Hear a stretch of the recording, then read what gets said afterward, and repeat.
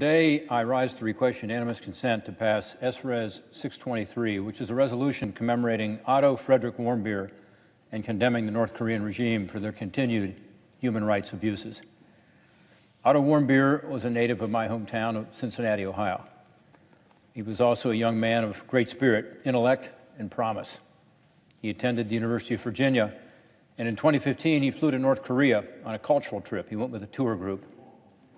At the end of his brief visit there, he was unjustly arrested by North Korean security officials at the airport as he was departing, and he was imprisoned for 17 months on trumped-up charges relating to a political poster. During his captivity, he was badly mistreated and was returned to the United States on June 13, 2017, only after falling into a comatose state. He never recovered. Otto died on June 19, 2017, 6 days later, and 3 years ago tomorrow. Senator Brown from Ohio and I have introduced this resolution to remember what happened to him, to keep the memory of Otto alive, and to hold the North Korean regime accountable for their gross mistreatment, their human rights abuses. Many others, in addition to Otto Warmbier, have been subject to those human rights abuses, including the North Korean people, whom they continue to repress, even starve and mistreat. Our resolution calls for the United States to continue to use our voice, including at the United Nations and other forums, to speak out against the human rights abuses of the North Korean government.